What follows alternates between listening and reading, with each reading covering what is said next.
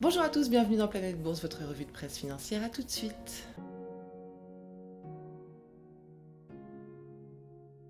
En Europe, d'ici 2030, la moitié des ventes de Volvo Trucks seront électriques. Pour respecter sa promesse, le constructeur suédois annonce 3 nouveaux camions conçus pour le transport interurbain et la construction.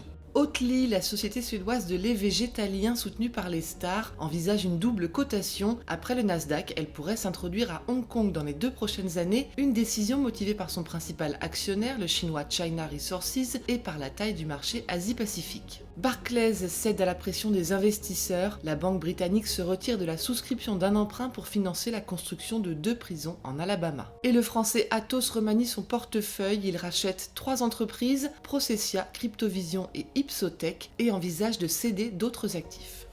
Aux États-Unis, Zoom va investir 100 millions de dollars dans des startups et des applications. Le leader des réunions vidéo espère ainsi consolider sa position, étendre ses services et contrer Microsoft bien sûr.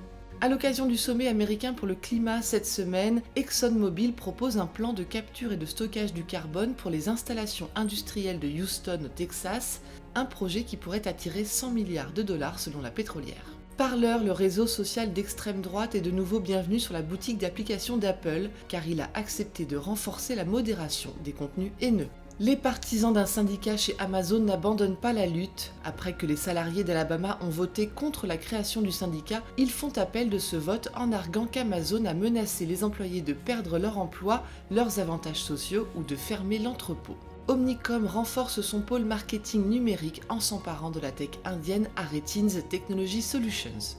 United Airlines fait pire que prévu, 2,4 milliards de dollars de pertes trimestrielles grévées entre autres par la hausse du prix du carburant. Et déjà affaibli sur le front des vaccins, Johnson & Johnson doit affronter le procès des opioïdes. 50 milliards de dollars sont demandés aux fabricants de médicaments aux côtés de Teva, Endo et Allergan. En Asie, Meituan, le géant chinois de la livraison coté à Hong Kong, veut lever 10 milliards de dollars en actions et en obligations pour développer sa flotte de véhicules autonomes et gagner le marché du covoiturage. Nanya Technologies, le géant taïwanais 4e fabricant mondial de puces mémoire, va investir 10 milliards de dollars dans une usine pour répondre à la demande croissante de composants 5G. À son tour et faute d'approvisionnement en semi-conducteurs, Subaru suspend la production d'une usine américaine jusqu'à la fin du mois. Et le constructeur japonais Toyota annonce 15 nouveaux modèles électriques d'ici 2025 et le premier dès l'an prochain.